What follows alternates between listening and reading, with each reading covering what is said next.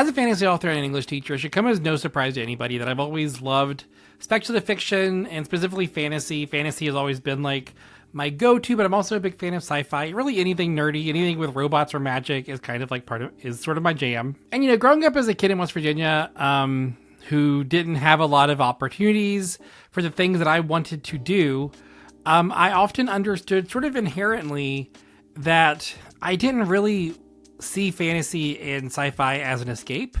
I know that a lot of people view it as escapism. I've always sort of inherently knew it was something more than that. It was kind of like inspiration, Like whenever I saw a hero go fight a dragon, I sort of understood that dragon represents something bigger. Believing that the dragon is something that is able to be defeated sort of like gives you hope for other things in life, Like it may seem futile to fight a dragon when you're a single hero, but that doesn't mean the fight isn't worth fighting. Just like how, as a young low income person in a rural state, it may seem very hard and almost pointless to expect for progressive policies to be enacted to help, with like economic populist policies. But that doesn't mean the fight isn't worth fighting, right? The dragon can be defeated. We just have to come together and figure out how to do it. And that's why I think stories and character and things that aren't quote unquote real matter so much. My name is Terry Bartley and I'm your host. Welcome back to another episode of Ink Over AI. So I was very inspired recently because I listened to an episode of Offline with Jon Favreau. He interviewed a reporter from The Atlantic named Megan Garber. Megan came up with a new book. It's coming out soon or just came out called Screen People. Basically, it interrogates the idea of like watching a TV show or reading a book versus the idea of like consuming things on our phone. She makes the distinction between what she calls like two-way screens versus one-way screens. Like a one-way screen is where we're consuming content. Two-way screens is where we're consuming content, but then also interacting with that content. And I feel like there's something like very real in what she's describing, because she describes how it becomes hard to distinguish reality from fiction, and in a way that I think has fed into this sort of like nihilist sense that I get from a lot of like my students. Like I see this pretty clearly in my students who I teach in high school. There's this sense that like there's no reason to try. Things are always going to be bad. Like why bother to expect things to improve? They're never going to. They see dystopian fiction and they think, well, that's the future. Why bother to change things? It's going to be bad no matter what. The fact that like blurring together, reality and fiction. Garber used the example of like reality TV stars. She's already referring to like people who around reality TV are like influencers as characters. And then she realized that like seemed inaccurate because characters are not real, right? Characters are fictional. So then she had this quote in the interview: a character is owed nothing. A character does not matter. A character does not exist. And she said it in a way that was like very obvious, like no argument needed. This is just true objectively. And this sort of like statement, the characters didn't matter, like as a fantasy author, as a reader, as a millennial who loves characters deeply, I was like, don't matter. Are you kidding me? Rather than argue the point, because I feel like I think I could go on a long time about arguing the point specifically, I just want to talk about some characters that really matter to me and why they matter. I've always been a big fan of Kamala Khan, Ms. Marvel in the Marvel universe. Like she's a young, scrappy person who is marginalized. She fights for a better world. She believes that being a part of something, like being a part of a community, is worthwhile and worth fighting for. And those are all things that I think are wildly meaningful. And I am constantly inspired by her. Like, I feel like, connecting with somebody like her, whenever I don't see a lot of people like me around me, is very inspiring in a way that is hard to quantify. So to say that something like Kamala Khan doesn't matter, it just doesn't register with me. Same thing for a character like Stephanie Brown in DC Comics. She was, spoiler, and then she was Robin for a hot minute, and then she was Batgirl for a while. Stephanie Brown, especially the Brian Q. Miller run, had this really ingrained belief that hope was possible in a world where it was very hard to hold on to hope. In these days where it seems like hope is harder and harder to come by, it means a lot to sort of like have a character who shows me that hope is possible whenever it's not, or whenever it feels like it's not, that you can kind of hang on to it and a new, better future could be possible if we only all continue to hope for it. And then finally, a character like Simon Snow in Rainbow Rowell's Simon Snow trilogy. I relate to him on so many levels, but just sort of like this idea that destiny isn't like one thing that you do and then it's over. That life keeps moving, and life is kind of a constant journey of trying to figure out what makes it worth living. And I think that's kind of beautiful. It's something that I may have not come to on my own, had it not been for Rainbow Rowell's wonderful words and her creation of Simon Snow. But I think that what's important to remember is that even though these characters aren't real, like, they're communicating ideas that came from a real person. I have long felt like sci-fi, fantasy, speculative fiction in particular, so even like horror, things like that, have a way of communicating the world and reflecting it back at us in a way that is stronger, more powerful, more accurate to some extent than like nonfiction works. I have long felt that. And I think that the reason for that is that it provides some sense of distance, you know? Whenever there is some distance between like the actual real problem in the real world and the like fictional world that is of their creation, it's why like you can maybe understand things. You're not as resistant to the idea. That's why like in my books, I write about things like racism or discrimination, but I think it's a lot easier for people who are inherently resistant to accepting a message about racism or discrimination if it's like an orc versus like a black person, right? And I'm not saying that's good. Like, it's bad that we live in a world where people are resistant to hearing about the reality of racism. But I also think that it's good that these people are reachable through these sort of like tools that are like speculative fiction. So what Garber talked about was sort of this idea of like treating fictional people as real characters, or treating real people as fictional characters, and why that was a bad thing. And I get it. Like, I do get it. But also I don't think that it's inherently wrong in the way she was describing it. Like, she talked about how she often will refer to like reality show participants as characters.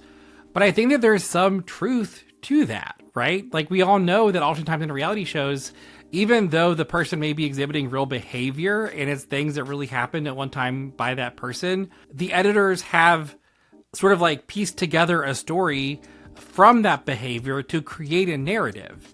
So at that point, that person, the person being represented on the show in particular, is no longer just a person. That person is kind of a character. The idea that that's like right or wrong feels blurry to me at best.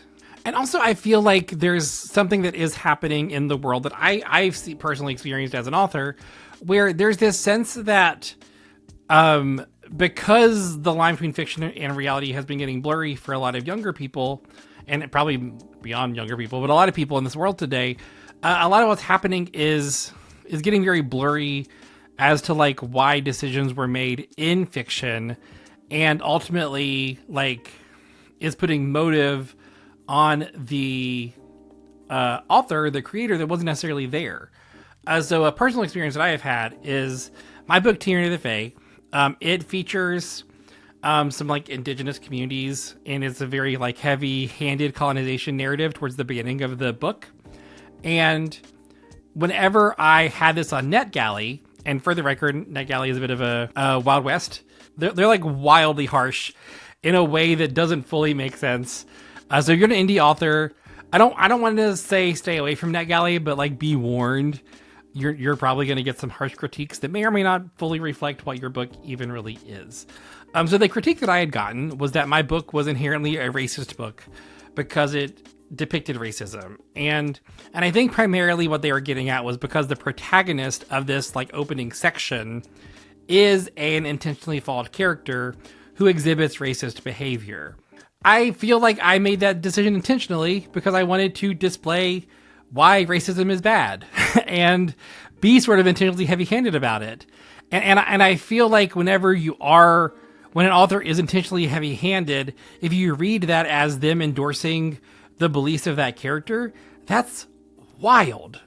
Like, that's a wild thing to believe. In my English classroom, I was teaching a group of seniors. I was teaching them Brave New World.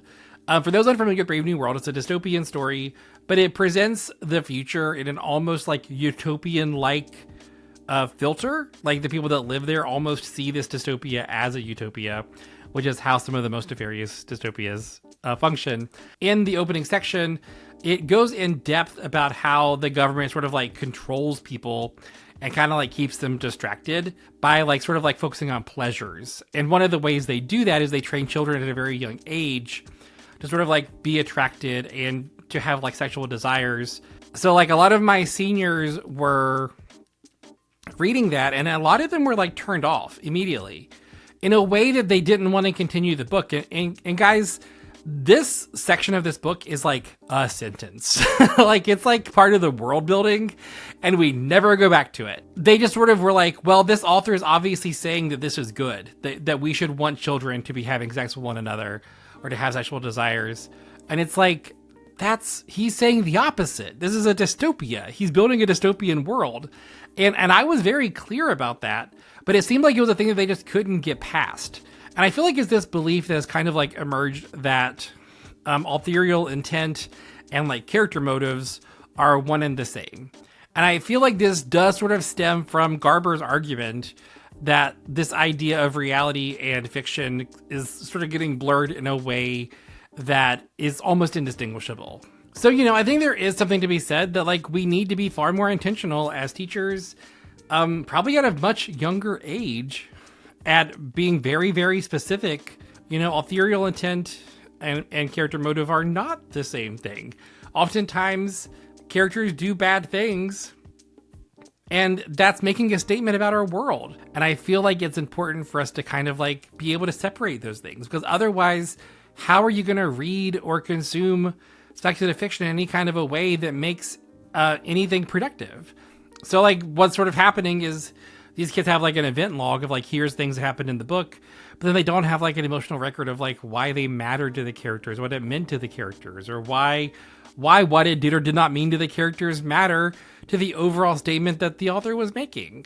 So whenever I think about this idea of like the nihilism of like Gen Z and sort of this like hope that millennials in particular, I think, have cultivated through the media that we consumed as young people, I think that it really does stem from like growing up during the Disney Renaissance and growing up during a time whenever like a lot of magical and like more positive represented sci-fi was happening. And I remember this video I watched where it showed, it was sort of like a video about the rising costs of Disney and how Disney were like pricing out a lot of like families and things.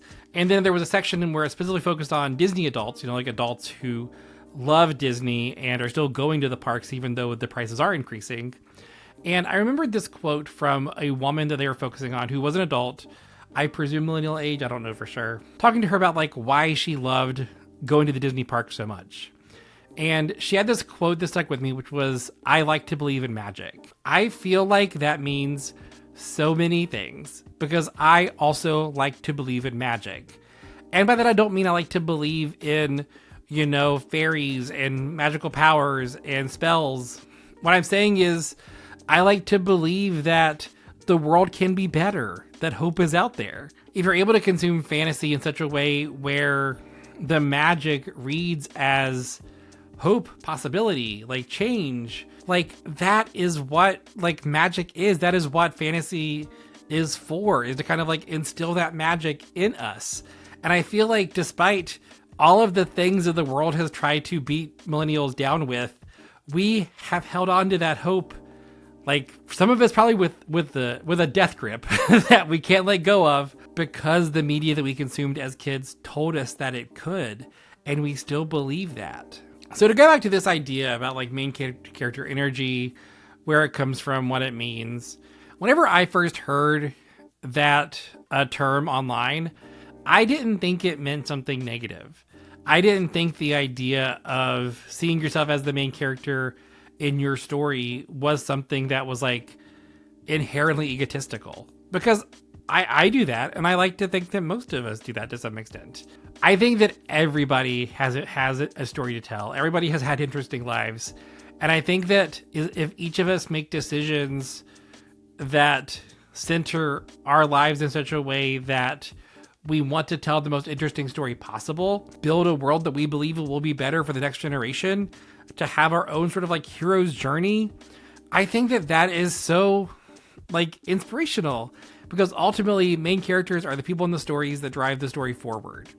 And if you believe that you're the main character, that means that you believe that you're able to move the story in a direction and you can actually have influence on the world around you. In this world of fiction and reality, blending together and becoming blurrier, like that is what we've lost, is this belief that you are allowed to pick up the sword, you are allowed to work to build a better future. And not only are you allowed, but that's the only way we're going to improve this world, is if we all pick up a sword and we all choose to fight our collective dragons. And I can't help but feel like fandom, the like being able to care about characters, not real characters, is the answer. So thank you so much for listening. Until next time, don't be afraid to tell your story.